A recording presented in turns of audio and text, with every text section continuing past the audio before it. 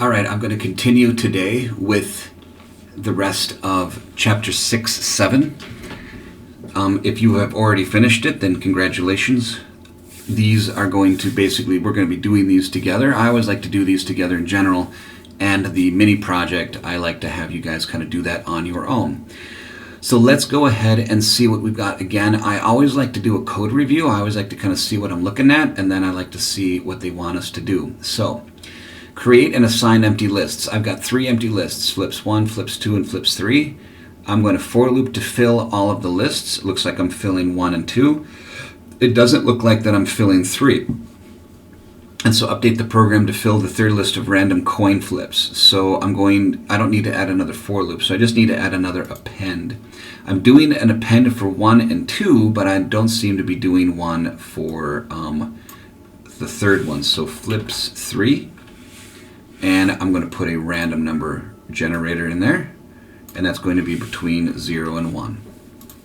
So it should look exactly the same as the other two. Of course, there's that little space in there, but that's fine. That doesn't matter. We're okay with that. And so that's fine. I'm now entering information for flips 1, flips 2, and flips 3, and I'm going to be displaying the results. And I think that is everything that I need to do. I don't think I really need to do anything else. All of this is doing is it's running through a for loop, and it is flipping a coin 10 times, and it is putting each one of those into each one of these flip lists. So it's going to flip a coin and put it into that one.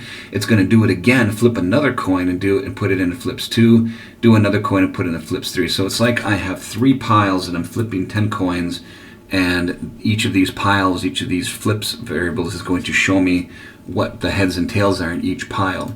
So I run that, I'm going to speed this thing up, and as we can see, flips 1, flips 2, and flips 3, they all come back with data. And that's about it. That's all we're really doing for number 7. It's that simple. Okay, let's go to number 8. Okay, looks like we have some events. So we have some UIs happening here. So no pressure here, right? So we're dealing with a little bit of a UI. For some, it's probably simple. For others, it's probably a little bit difficult. So read the code carefully to understand how the I variable is being used inside of the loop, and update the program so that when you click the button, it randomly resizes each word. Okay. Well, I'm noticing that I have a for loop that counts from 0 to 4. So 0, 1, 2, 3 ends at 4. And I'm setting the property of a label, and it looks like I'm going to be setting a label 0, label 1, label 2, and label 3. Is that what I have here? Label 0, label 1, label 2, and label 3. And I'm going to be assigning the text color to some random color. Now notice how it's doing that. It's actually a very interesting solution here. A color, remember when I talked about color way back in chapter 1, I said that a color is a 3-byte value. 8 bits per red, green, and blue. That gives me 255 choices of red, choices of green, and choices of blue. That's close to about 1 million choices of colors. It's a lot of colors. It's a good palette. It's a very good palette. I don't think we need to go into 2 bytes per color. That would basically make it almost like a 4K palette. It would be incredibly detailed. And so for each red, green, and blue, I am choosing a number between 0 and 255. Well, why 255? Because 2 to the 8 is 256. And I start at 0.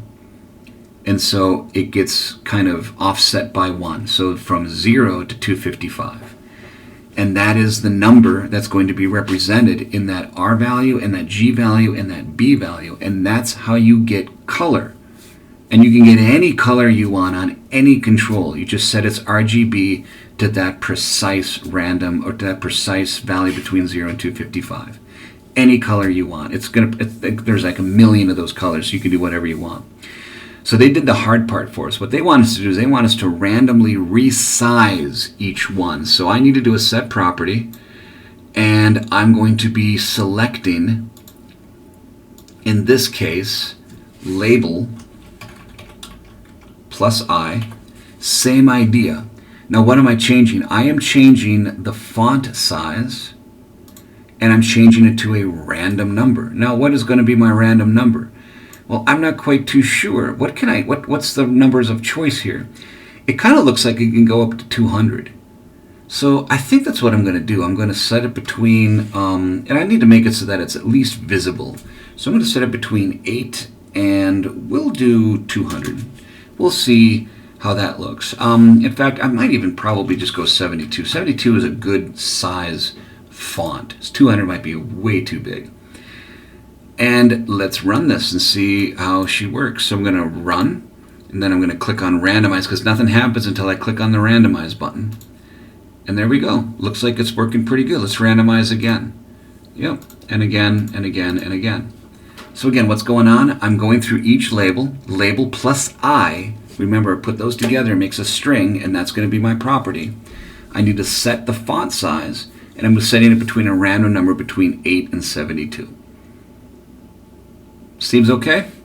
I hope it's okay. I hope that that's not too big of a deal. Let's go to the next one. All right. Okay, we got a bigger problem here now. We got a much more complicated looking UI.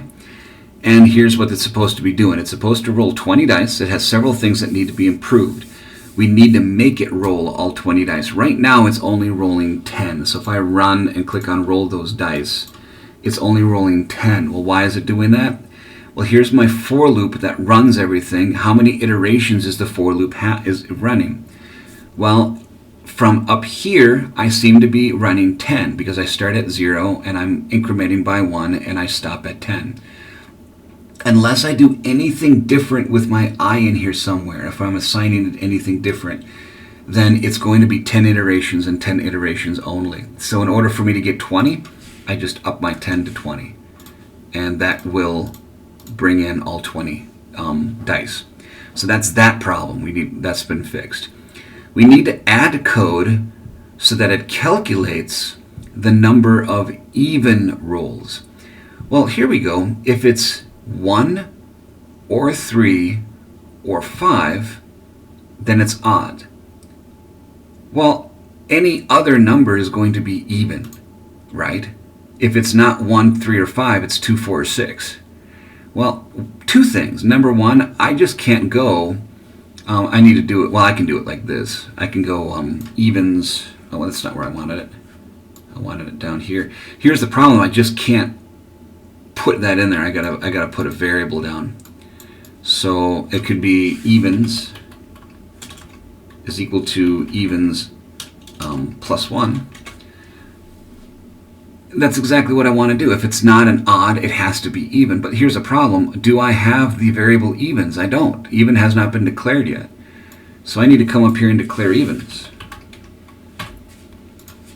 And then that'll clear that up.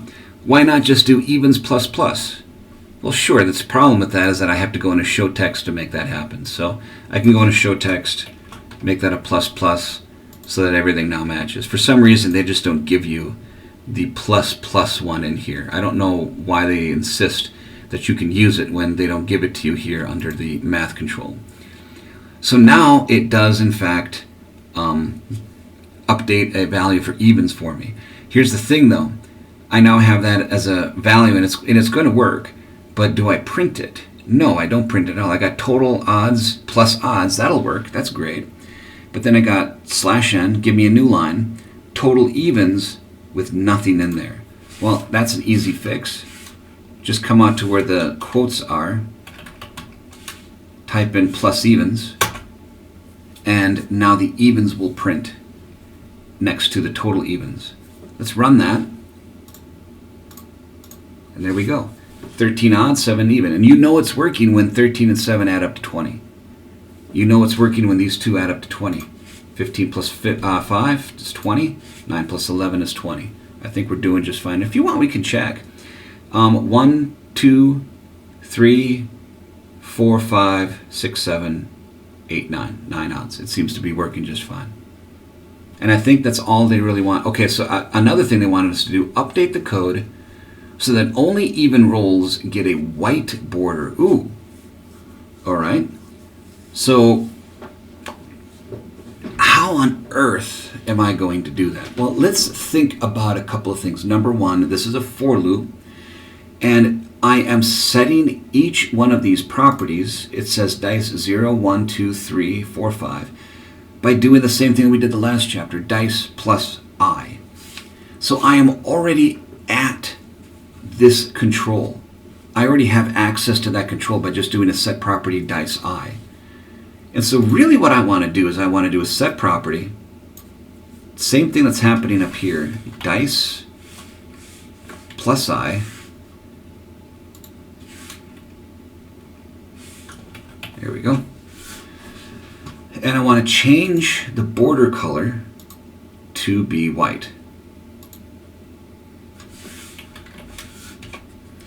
Now that's all well and good, but that's going to change all of them to be white.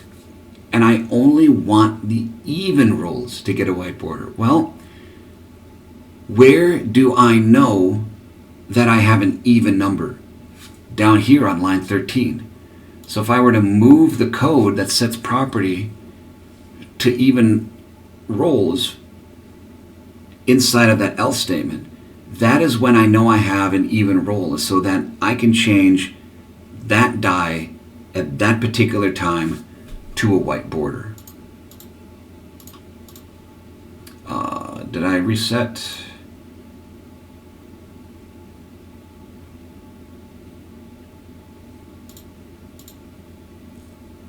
Maybe they're all white because they all seem to be coming back white. It should not be. So set property border with 1. I think it's because they're all white. So what I think we're going to do is we're going to make sure that this one, the border on odds, does not get a white one. So what we're going to do with this, with odds, we're going to do the same thing, because it looks like everything's got a white border anyway. So I'm going to change that to dice plus I, border color, and I'm going to change that to black. So that if it's an odd, the color gets changed, the border gets changed to a black. If it's a even, the border gets changed to a white. Let's try that. There it is, much better. Yeah, everything was already defaulted to white. That's why it wasn't working. Everything was already a default to white. If you want to see what I mean by that, if I were to go into design and click on one of these, you'll see that the border color is already a kind of, let me click on this. It's already a kind of, where's that border color? Right there, it's already white. So it's going to default to white. I can default it to black, I suppose I can do that. But here I can make it any color I want. So I can I can say instead of black, I could probably say green. And if I run those dice, the odds will show up green. I can do whatever I want, which is kind of nice. So there it is. A lot more complicated than the last one. But I hope that that if statement makes a lot of sense. I only want to change the border based on a certain condition. And I'm already at that control. I can already access that control from inside of this for loop. I know that I can do that because lines 6 and 7 do that. That's what line 6 and 7 is doing. And I can do whatever I want if it's an odd or if it's an even. I could put any set properties I want in there. I can make certain changes to that if I want to kind of really, bring that value out. So hopefully that makes sense, especially line 17. Line 17 is probably the toughest one, I think, for students trying to understand how strings work in code. Remember, it's JavaScript. So JavaScript makes it really easy. I can just take a string and a number, add them together, and it becomes a string. Not every language does that. C++ will not do that. At least it didn't when I was in college. But maybe it does now. But most of the time what you have to do is you have to use a specific function that puts strings together, concatenates strings, or concatenates values together and puts them into a string. But in JavaScript it's really simple. All right, I don't know if we're done, if that was the last one. I think it is. I know that we haven't really done a lot in terms of pseudocode. I think that we really do need to go through the pseudocode of AP at some point.